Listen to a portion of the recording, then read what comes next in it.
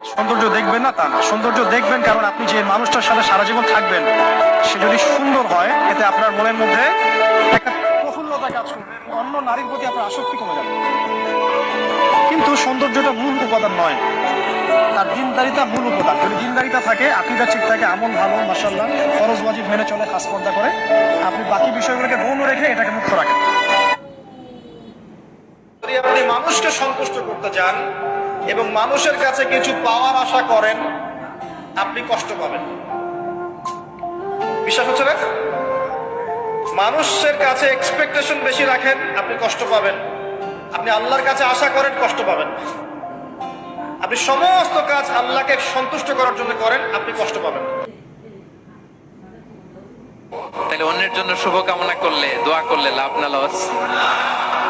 ধরেন আমি মোশাররফ ভাইয়ের জন্য দোয়া করলাম যে আল্লাহ মোশাররফ ভাইকে তুমি সুস্থ করে দাও, তখন ফেরেশতারা বলে আল্লাহ যিনি দোয়া করতেছে তার যদি কোনো রোগ বালাই থাকে আগে তারে সুস্থ করে।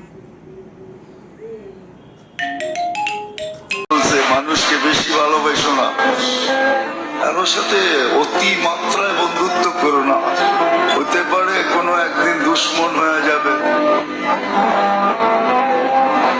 আবার বলি ধৈর্য এমন একটা গাছের নাম যে গাছের সারা গায়ে কাটা, সারা গায়ে কি, কিন্তু ফল মিষ্টি। ওই মিষ্টি সুস্বাদু ফল আনতে গেলে কিছু কাটা সহ্য করতে হবে। আমরা যেন বিপদে ধৈর্য ধারণ করি। রাসূল সাল্লাল্লাহু আলাইহি ওয়াসাল্লামকে আল্লাহ তাআলা নিজে সান্ত্বনা দিয়েছেন আর বলেছেন ওয়াসবির আলা মা ইয়াকুলুনা ওয়াহজুরহুম হাজরান জামিলা। নবী হে, আপনি হেরা গুহা থেকে এমন আলোর পানি নিয়ে এসেছেন, এমন সংস্কারের কথা নিয়ে এসেছেন, এমন পাওয়ারফুল।